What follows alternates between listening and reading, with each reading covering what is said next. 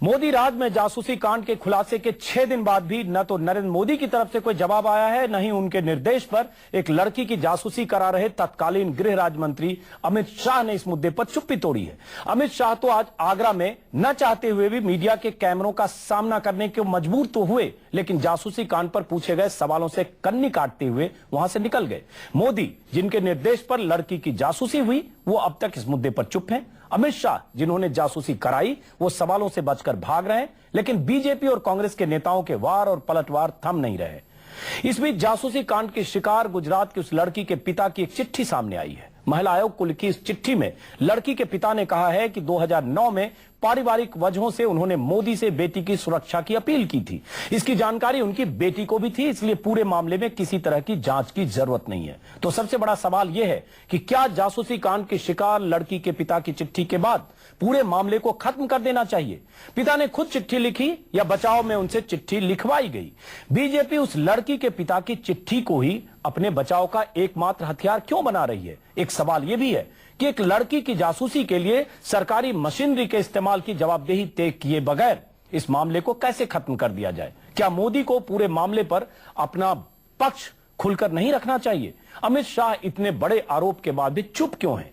मोदी और शाह खुद क्यों नहीं बताते कि लड़की की जासूसी के पीछे उनका मकसद क्या था? सवाल यह भी है कि कांग्रेस इसे इतना तूल क्यों दे रही है? क्या महिला अधिकार के तमाम मामलों में लचर रवैया दिखाने वाला महिला आयोग इस मामले में कांग्रेस नेताओं के इशारे पर काम कर रहा है? ऐसे तमाम सवाल हैं जिसका जवाब तलाशेंगे। हमारे साथ कई मेहमान होंगे, लेकिन सबसे पहले देखिए एक रिपोर्ट, दिन भर की बयानबाजी और उसके नतीजे। सर, आपके ऊपर टेपिंग के मामले में सर जो आरोप लग रहा है उस पर कुछ कहना चाहेंगे सर? आप तो जवाब दीजिएगा। अपने साहिब के फरमान पर अमल करते हुए सूबे की स्मार्ट मशीनरी और काबिल अफसरों को एक लड़की की जासूसी में लगाने वाले गुजरात के पूर्व गृह राज्य मंत्री अमित शाह अब चुप हैं। साहिब कौन, बगैर आदेश के जासूसी क्यों, लड़की से साहिब का रिश्ता क्या, इन सवालों पर अमित शाह की बोलती बंद है। ये सवाल उठे हैं कोबरा पोस्ट और गुलेल के टेप से, जिसमें अमित शाह बार बार साहिब का जिक्र करते हैं और अफसरों से लड़की पर 24 घंटे नजर रखने की बात कहते हुए सुने जा रहे हैं।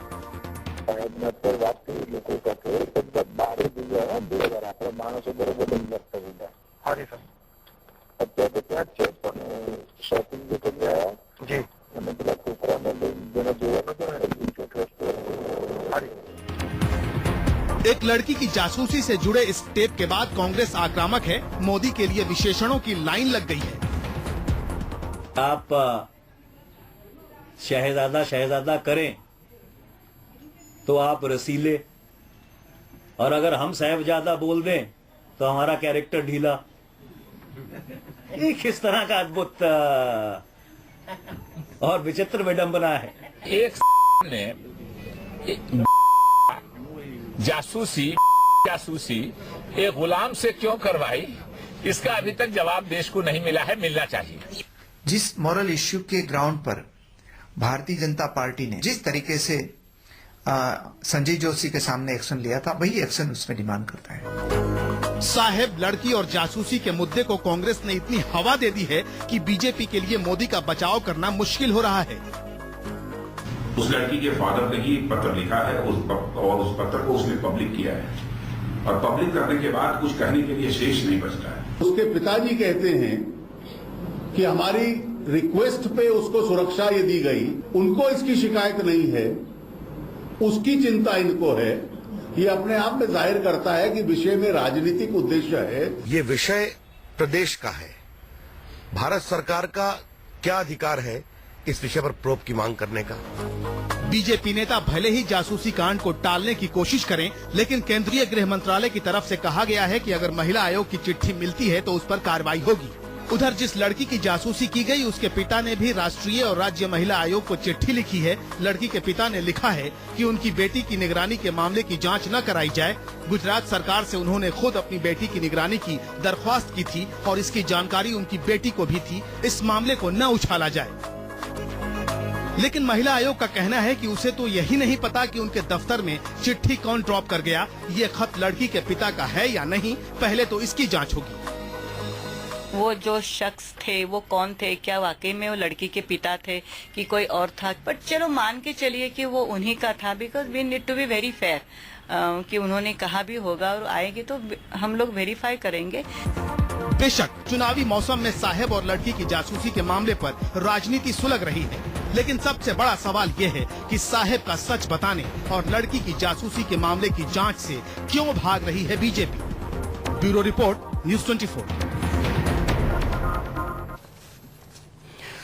अब सबसे बड़ा सवाल यह है कि क्या उस लड़की के पिता ने अगर चिट्ठी लिखकर महिला आयोग से कहा कि पूरे मामले की जांच की जरूरत नहीं है, उन्होंने मोदी को कहा था कि उनकी बेटी पर नजर रखी जाए या उनकी बेटी किसी तरह के खतरे में न पड़े, इसलिए उनकी बेटी की मदद की जाए, और मोदी से उनकी पारिवारिक दोस्ती थी, इसलिए वो नहीं चाहते कि पूरे मामले को मीडिया में घसीटा जाए। तो सवाल ये उठता है कि क्या उसके बाद ये मामला खत्म हो जाना चाहिए? क्या इसकी जांच नहीं होनी चाहिए? क्या इससे अकाउंटेबिलिटी फिक्स नहीं होनी चाहिए कि क्यों मोदी सरकार ने या मोदी के कहने पर अमित शाह ने या अमित शाह के कहने पर पुलिस अधिकारियों ने एक लड़की का पीछा किया, सरकारी मशीनरी का इस्तेमाल किया? ये तमाम सवाल खड़े होते हैं। और सवाल ये भी है कि मोदी जवाब क्यों नहीं दे रहे हैं। सवाल यह भी है कि अमित शाह सवालों से बचने की कोशिश क्यों कर रहे हैं और कांग्रेस इसको इतना बड़ा मुद्दा क्यों बना रही। तमाम सवालों पर हम जवाब जानने की कोशिश करेंगे, और साथ में यह भी कि महिला आयोग अचानक इतनी सक्रिय क्यों हो गई। हमारे साथ कुछ मेहमान हैं। मानसी शर्मा हैं, एनजीओ की हैं और महिला अधिकारों के लिए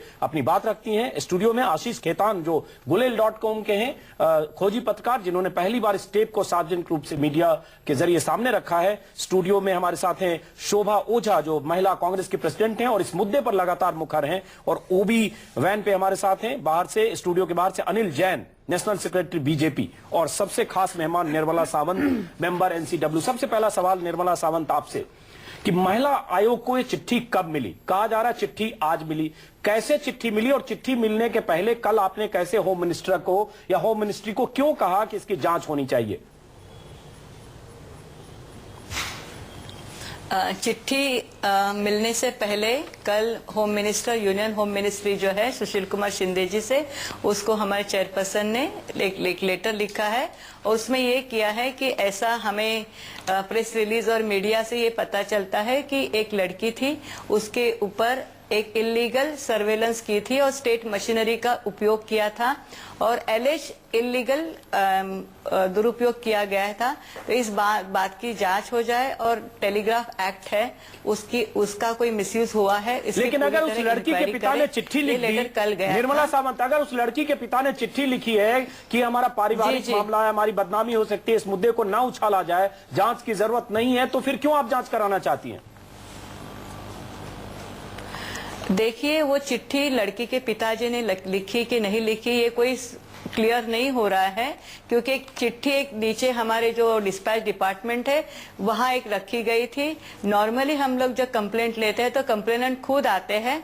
इस केस में अगर आप स्पेशल कंसिडरेशन दो और मान ले कि उनके पिताजी आ गए हैं तो उनके पिताजी के रूबरू कोई मुलाकात नहीं हुई, किसी ने उस शख्स को देखा नहीं है। अगर उनके पिताजी इतने सीरियस है और हम भी सीरियस है इस चीज के लिए, तो हम ऑन द कंट्री ये चाहते थे कि वो सामने आए और ये बताए। लेकिन मामला सिर्फ इतना है क्या निर्मला सावंत? मामला सिर्फ इतना है या क्योंकि कांग्रेस के नेता या कांग्रेस के बहुत सारे लोग, लीडर्स चाहते हैं कि मोदी को इस मुद्दे पर घेरा जाए, इसलिए महिला आयोग सक्रिय नहीं है? ये भी सवाल उठ रहे हैं, क्योंकि महिला आयोग की जो अध्यक्ष हैं, बूंदी से चुनाव लड़ रही है ममता शर्मा, आपका भी कांग्रेस का बैकग्राउंड है, आप मुंबई की पॉलिटिक्स में काफी एक्टिव रही है, तो कहा यह जा रहा है कि इसलिए महिला आयोग अचानक सक्रिय हुआ क्योंकि इसमें कांग्रेस को राजनीतिक फायदा नजर आ रहा है।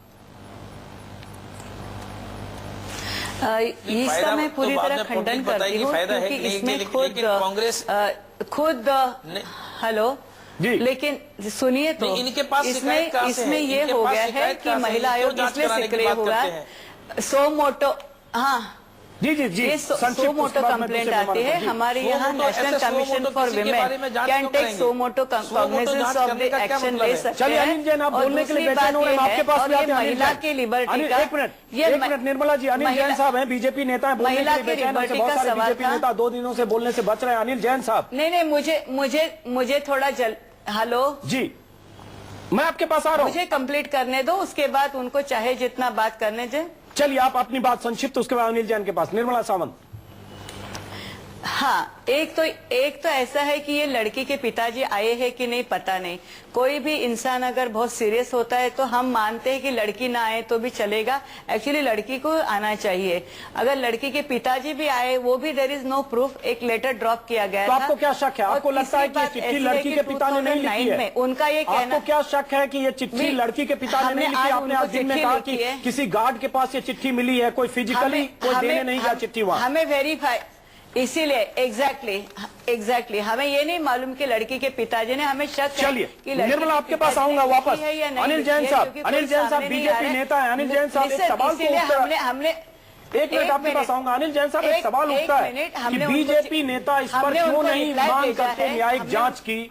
और अमित शाह से आज भी सवाल पूछा गया, सवाल से बचकर निकल गए। अगर पूरी सरकारी मशीनरी, चाहे पारिवारिक वजहों से ही सही, चाहे उस लड़की के पिता के कहने पर, क्योंकि एक ट्विस्ट है, पहली चिट्ठी जो आई उसके पिता की, जो बीजेपी नेताओं की तरफ से मीडिया में लीक हुई, उसमें यह बात नहीं थी कि लड़की को पता था कि उसकी निगरानी की जा रही है। दूसरी चिट्ठी जो आज आई, चिट्ठी हमारे पास है, जिसके बारे में महिला आयोग की मेंबर कह रही है कि चिट्ठी गार्ड को महिला आयोग के दरवाजे पर किसी ने दिया, फिजिकली कोई नहीं पहुंचा। लेकिन इस चिट्ठी के बारे में बीजेपी नेताओं की तरफ से कल ही बयान आ गया। तो इसका मतलब बीजेपी नेताओं के पास ये चिट्ठी कल थी, महिला आयोग के पास आज पहुंची। तो बीजेपी इसमें इस तरह का जो वाया मीडिया अख्तियार कर रही है इस चिट्ठी के हवाले से, आप कहिए न्यायिक जांच होनी चाहिए और खुलकर मोदी और अमित शाह जिन पर इल्जाम लगे वो जवाब दें। देखिए, ऐसा है, कांग्रेस के पास कोई मुद्दे नहीं है। कांग्रेस सीधे जनता के मुद्दों से बचना चाहती है। जबरदस्ती के स्नूपिंग के ये आरोप लगा रही है। जब कोई शिकायत करता नहीं है, जो परिवार ने शिकायत नहीं करी, महिला ने शिकायत नहीं करी, उसके भाई ने शिकायत नहीं करी, उसके पिता ने शिकायत नहीं करी।